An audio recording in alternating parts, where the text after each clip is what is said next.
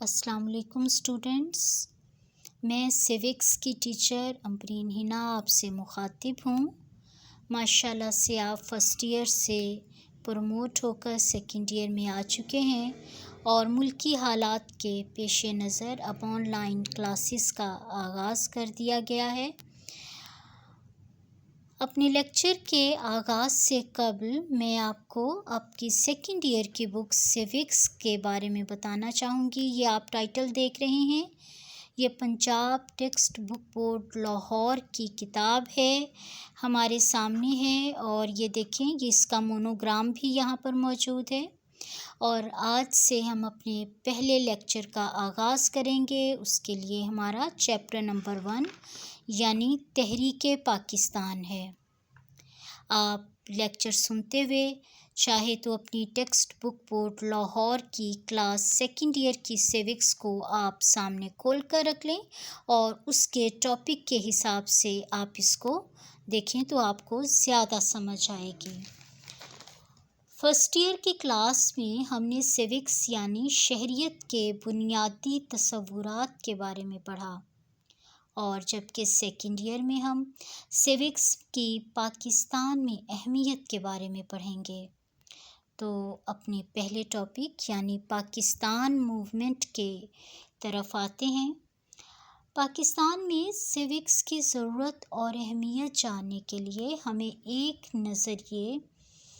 ایک نظر جو ہے وہ پاکستان موومنٹ پر بھی ڈالنا ہوگی اور اس نظریے کو سمجھنا ہوگا جس کی بنا پر پاکستان وجود میں آیا۔ تو سب سے پہلے ہم نظریے کو سمجھنے کی کوشش کرتے ہیں کہ نظریہ کیا ہے اور نظریہ پاکستان نے تخلیق پاکستان میں کیا رول پلے کیا ہے۔ نظریہ کیا ہے؟ انگریزی زبان میں نظریے کے لیے لفظ آئیڈیالوجی استعمال ہوتا ہے، جبکہ ڈاکٹر جارج کے الفاظ میں عام زندگی کا ضابطہ یا کوئی پروگرام جس کی بنیاد فکر و فلسفہ پر استوار ہو آئیڈیالوجی کہلاتا ہے۔ جبکہ ورلڈ انسائکلوپیڈیا کے مطابق نظریہ سیاسی اور تمدنی اصولوں کا مجموعہ ہے جس پر کسی قوم یا تہذیب کی بنیادیں استوار ہوتی ہیں اور یہ کسی قوم یا ثقافت کے فطری نشو و نما کے عمل میں مدغم ہو سکتی ہیں، یا یوں بھی کہہ سکتے ہیں کہ کسی سیاسی، معاشی، معاشرتی یا ثقافتی تحریک کی بنیاد جس ضابطے یا فلسفے پر ہو اسے تحریک کا نظریہ کہا جاتا ہے۔ نظریہ انسانی زندگی کا محور اور اس کی قوت محرکہ کا دوسرا نام ہے۔ یہ انسانی زندگی کے مختلف پہلوؤں کو نظم و ضبط عطا کرتا ہے اور یہ انسان کے ایک دوسرے کے ساتھ قومی فرائض کا بھی تعین کرتا ہے۔ کسی قوم کی اجتماعی زندگی میں نظریے کی حیثیت روح کی ہوتی ہے، کیونکہ نظریہ ہی وہ رہنما اصول متعین کرتا ہے جو کسی قوم کے سیاسی، معاشرتی اور معاشی پہلوؤں کی تعمیر کرتے ہیں۔ نظریات دراصل قوموں میں مقصد کا شعور پیدا کرتے ہیں اور نظریات ہی سے قومیں کامیابی کی منزل سے ہمکنار ہوتی ہیں، اور الہامی نظریات پر مبنی نظام ہی انسانیت کی صحیح فلاح و بہبود کی ضمانت دے سکتا ہے۔ اس وقت دنیا میں یہودیت، عیسائیت اور اسلامی الہامی نظریات کے علمبردار ہیں، لیکن ان میں اسلام کے علاوہ کوئی دین بھی اپنی اصلی صورت میں تو موجود نہیں ہے، اور اسلامی نظام کا سرچشمہ قرآن و سنت ہے۔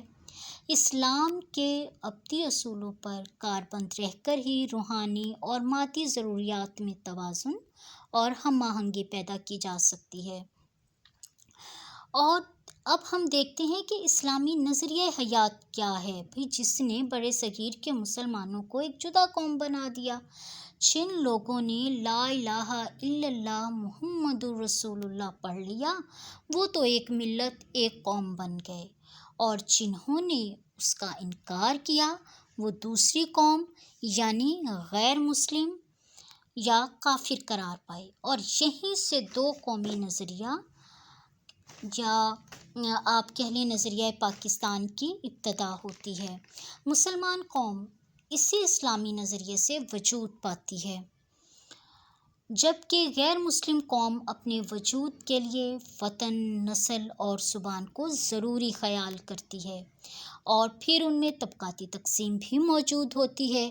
برِ صغیر میں ایسے ہی دو متضاد قومیں یا دو متضاد معاشرے پائے جاتے تھے، جن کے مختلف مزاج اور سوچوں کی وجہ سے دو مختلف قومیں وجود میں آ گئیں، یعنی مسلمان اور ہندو، اور بس یہیں سے نظریہ پاکستان کا آغاز ہو گیا، اور یہ نظریہ پاکستان دو قومی نظریہ ایک دوسرے کے لیے لازم و ملزوم بن کر سامنے آیا، یعنی پاکستان اور دو قومی نظریہ۔